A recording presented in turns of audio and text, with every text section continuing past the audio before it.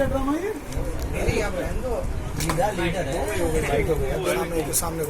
में रखना या उनकी तारीफ करना नहीं, अदालतों को सवाल के घेरे में रखना मुनासिब नहीं है। अदालतों पर सवाल तब उठते हैं जब सत्ता के दबाव में कोई फैसला होता है। मैं इस वक्त वो जिक्र नहीं करना चाहता, लेकिन फिर भी मजबूर हूँ ये कहने के लिए कि महाराष्ट्र में जो कुछ भी हुआ, उद्धव ठाकरे बेहतरीन आदमी, बेहतरीन मुख्यमंत्री, उनके खिलाफ मुनज़्ज़म साजिश रची गई और उसमें कहीं से उन्हें कोई मदद नहीं मिली। ये चिंता का विषय है। ये लोकतंत्र के लिए बहुत घातक बात है। रहा सवाल इस बात का कि उदयपुर की जो घटना हुई, मैंने पहले दिन, आप लोगों को याद होगा, मैंने पहले दिन ये बात कही थी कि मुझे शुबा है कि इसके पीछे कहीं ना कहीं आरएसएस और भारतीय जनता पार्टी का हाथ है, क्योंकि राजस्थान के चुनाव सर पे आ गए हैं। अब तो पाकिस्तान का हाथ निकला है ना? नहीं, पाकिस्तान का हाथ तो आप लोगों के चैनल निकाल रहे हैं। सरासर गलत बात है, सरासर बेईमानी की बात है। आरएसएस से उनके कनेक्शन साबित हो चुके। भारतीय जनता पार्टी के सदर ने इस बात को मान लिया कि वो हमारा आदमी, आरएसएस का आदमी, आरएसएस की जो अल्पसंख्यक मोर्चा का आदमी, वो खुला हुआ आरएसएस का आदमी है और इसके पीछे आरएसएस है। और वीडियो जो बनी है, मैं ये बताता हूँ कि उन्होंने कत्ल कर दिया, बहुत बड़ा जुर्म किया। उन्होंने मुसलमानों के साथ गद्दारी की, मुसलमानों को कत्ल कराने का काम किया। वीडियो जो बनाया है वो हिंदुस्तान में अफरा तफरी फैलाने के लिए और मारकाट मचाने के लिए उन्होंने वो वीडियो जारी किया है। इसलिए मैं ये कहता हूँ कि ये काम उनका नहीं है, उनके पीछे जिन लोगों का हाथ है, और उनके पीछे उन्हीं लोगों का हाथ है जो हिंदुस्तान में अस्थिरता का माहौल बनाए रखना चाहते हैं। इसकी उच्च स्तरीय जांच होनी चाहिए, उच्च स्तरीय इसकी जांच होनी चाहिए कि इसके पीछे किन लोगों का हाथ है। मैं बता रहा हूँ कि अगर आज भी मैं ये बात कहता हूँ कि आतंकवादी पाकिस्तान से आए थे, बम्बई पर हमला हुआ था, लेकिन नुकसान क्या हुआ? हेमंत करकरे की टीम को कत्ल करने आए थे वो लोग, बम्बई पे हमला करने नहीं आए थे। और हेमंत करकरे अगर जिंदा रहते तो हिंदुस्तान का जो असल आतंकवाद है, जो असल बम ब्लास्ट करने वाले लोग हैं, हेमंत करकरे अगर जिंदा रहते तो वो तमाम सामने आ जाता, सच्चाई सामने आ जाती। इसलिए दिन के बाद एक खुशी का मौका आया है और वो खुशी आप तमाम लोगों से साझा करने के लिए आप लोगों को बुलाया है, और आप लोगों के ज़रिए पूरे देश से हम वो खुशी साझा करना चाहते हैं। और वो खुशी ये है कि अगरचे सुप्रीम कोर्ट ने कोई ऑर्डर नहीं किया है, उन्होंने संज्ञान लिया है, टिप्पणी की है और बहुत सख्त टिप्पणी की है। ये काम पहले हो जाना चाहिए था, देर से हुआ। जितने वाक़यात हो गए हिंदुस्तान में, अगर ये इस किस्म का बयान, इस किस्म के कार्रवाई पहले सामने आ गई होती तो शायद ये माहौल ना बना होता।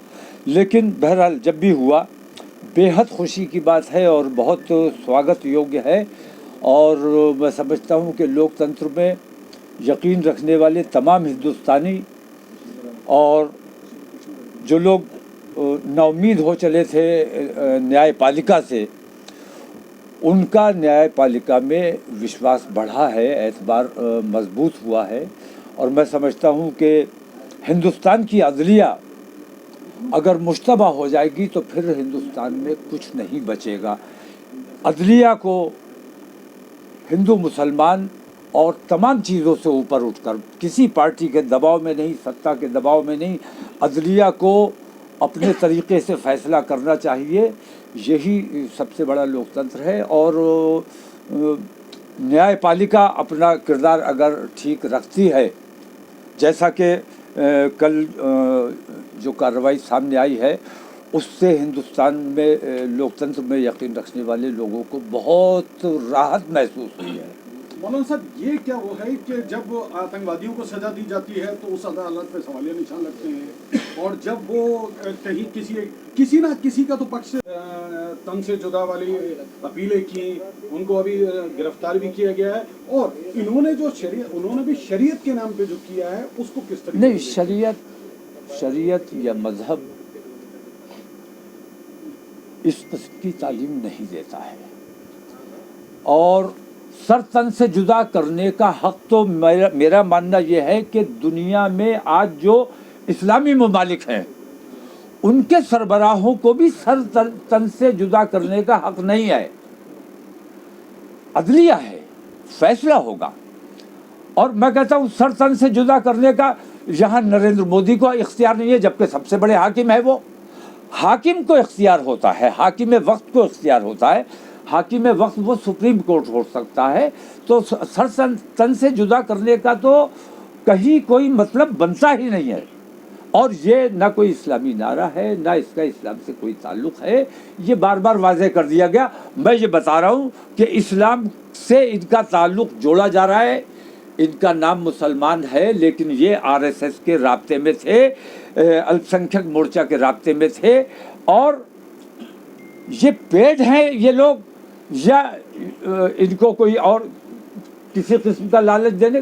क्योंकि अगर इन्होंने मुसलमान की हैसियत से और मुसलमान होने की वजह से, नुपुर शर्मा की नाराज़गी की वजह से, या कन्हैया लाल के परिवार के गम में मैं बराबर का शरीक हूँ, और मैं उदयपुर जाऊँगा भी। अभी हालात थोड़े कशीदा है, ज़रा नॉर्मलाइज हो जाए तो मैं वहाँ जाऊँगा भी, उनके घर वालों से मुलाकात भी करूँगा, और जो हो सकेगा अपनी तंजीम की तरफ से मैं उनको नज़र भी करके आऊँगा।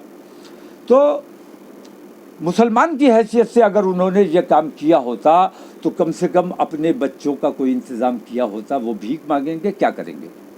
उन्होंने अपने अहले मोहल्ला, अपने दोस्त अहबाब, अपने रिश्तेदारों के बारे में सोचा, अपने कौम के बारे में सोचा होता कि हमारे इस गिर्द से। और जिस किस्म के उन्होंने हथियार लहराए, मैं तो हैरत करता हूँ कि ये हथियार कहाँ से आए इनके पास।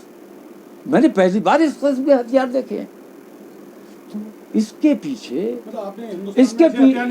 पाकिस्तान के तो नहीं हथियार, नहीं, इसके पीछे आरएसएस और भारतीय जनता पार्टी की मिलीजुली साजिश है, इसके अलावा कुछ नहीं है। बहुत बढ़िया, जरूर बनाना चाहो। ये अभी दो मेन तो इधर है।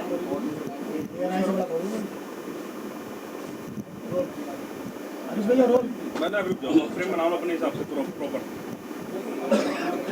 सुप्रीम कोर्ट का कल जो टिप्पणी आई नुपुर को लेके, दिल्ली पुलिस को लेकर, कि उन्होंने बहुत सारा कहा कि हमारे मुंह मत खुलवाइए, आपने रेड कॉर्पोरेट, इसको आप किस तरीके से देखते हैं? नहीं, हमारा मुंह मत खुलवाइए का मतलब ये है कि बहुत दिन से वो कुछ बोलना चाहते थे, बेचैन थे बोलने के लिए। देश का जो माहौल ख़राब हो रहा था उसके लिए हमारे देश की अज़लिया बेचैन नहीं होगी तो कौन होगा। लेकिन वो भी शायद इस इंतज़ार में थे कि हुकूमत को फ़ैसला लेना चाहिए। मैं ये कहता हूँ कि हिंदुस्तान का जो माहौल बिगड़ा है, जो हालात बने हैं, कितने लोगों की मौतें हो गई, कितने लोग जेल में चले गए, कितने लोगों के साथ ज़्यादतियाँ हो गई।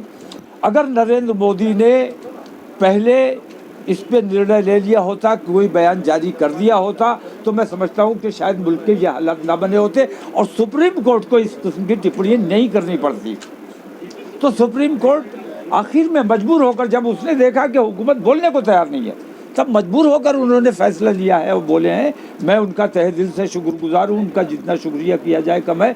नरेंद्र मोदी जी से मैं एक बार फिर ये अपील करता हूँ कि जिस गुरु को मानते हो उससे मुहूर्त निकलवाइए, और अपनी लबकुशाई आपकी बेहद ज़रूरी है। जब तक आप कोई बयान जारी नहीं करेंगे, कोई निर्णय नहीं लेंगे, तब तक मुल्क के हालात को काबू में किया जाना मुश्किल है, बहुत मुहाल है। इसलिए देश का मुखिया होने के नाते आपकी जिम्मेदारी है कि इस माहौल को आप कंट्रोल करें, और सबके साथ और सबके विकास की बात करते हो। वहाँ मैं कांग्रेस के लिए भी मैं कहना चाहूँगा कि कांग्रेस ने उदयपुर में जो वाक़या हुआ, वहाँ कांग्रेस ने उनको मुआवजा देने का ऐलान किया, लेकिन रांची में भी कांग्रेस की हुकूमत मानी जाएगी, कांग्रेस के ही लाइन से हुकूमत चल रही है। लेकिन वहाँ जो 13-14 साल के बच्चे पुलिस की गोली से मार दिए गए, उनको कोई मुआवजा क्यों नहीं दिया गया, ये हमारा सवाल कांग्रेस से है। तो मुआवजे में भी अगर हिंदू मुसलमान चलाया जा रहा है तो इससे ज़्यादा घिनौना क्या अपराध हो सकता है। मैं एक चीज और, क्या कन्हैया लाल के जो कातिल हैं जिन्होंने घृणित अपराध किया, उनके लिए फांसी की मांग करेंगे जैसे कि देशमुख के लिए? मैं बिल्कुल, उन्होंने अपराध करना और बात है, गुस्से में झगड़ा हो गया, हमने गुस्से में कत्ल कर दिया, ये एक बात है। लेकिन पूरी प्लानिंग करके, प्लान है सारा, और पहले भी उसके बाद वो नहीं, पाकिस्तान बहुत लोग पाकिस्तान जाते हैं, बहुत लोग सऊदीया जाते हैं, अभी भी लाखों हिंदुस्तानी सऊदीया में हैं, हज को गए हुए हैं। पाकिस्तान ये गया 13 या 14 में। इसका मैं देख रहा था टीवी चैनल वाले, वो कह रहे थे कि इसका ब्रेन वॉश किया गया, इसको ट्रेनिंग दी गई। तो 13 या 14 में इसका ब्रेन वॉश किया गया था, तो 13 से 14 अब असर अब 22 में आके हुआ। तो इस किस्म की जो मीडिया जिस किस्म की हरकतें कर रही है, ये हमारे देश के लिए बहुत घातक है। मैं सुप्रीम कोर्ट से दरख्वास्त करता हूँ कि नुपुर शर्मा और नवीन जिंदल पर लगाम कसने से पहले इन तमाम चैनलों पे लगाम कसी जानी चाहिए जो हिंदू मुस्लिम रात दिन परोसने का काम कर रहे हैं।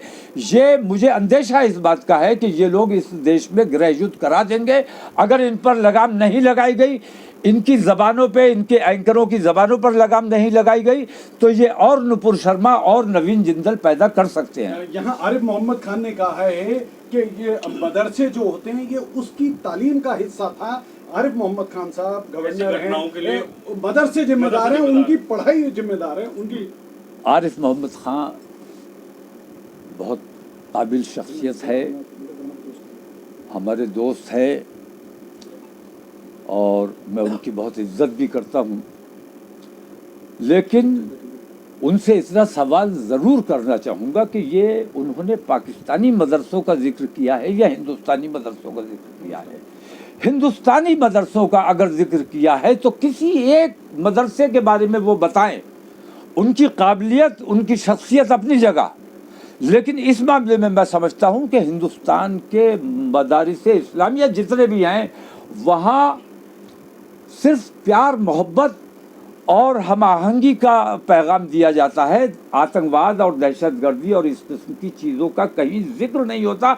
अल्लाह रसूल की बात होती है। अगर अल्लाह रसूल की बात आरिफ मोहम्मद खां को लगता है कि ये आतंकवाद है तो हर मदरसे में आतंकवाद होता है, वरना किसी एक मदरसे की को चिन्हित करके बताएं कि किस मदरसे में आतंकवाद पढ़ाया जाता है। हम उस मदरसे की तहकीक करते हैं, हम बताते हैं कि किस मदरसे ने क्या किया है।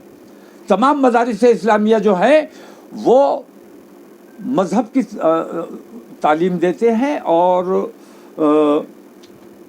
दीन का काम करते हैं, अल्लाह रसूल की बात करते हैं। वहाँ पे आतंकवादी जैसी तालीम आरिफ मोहम्मद खान जिन लोगों के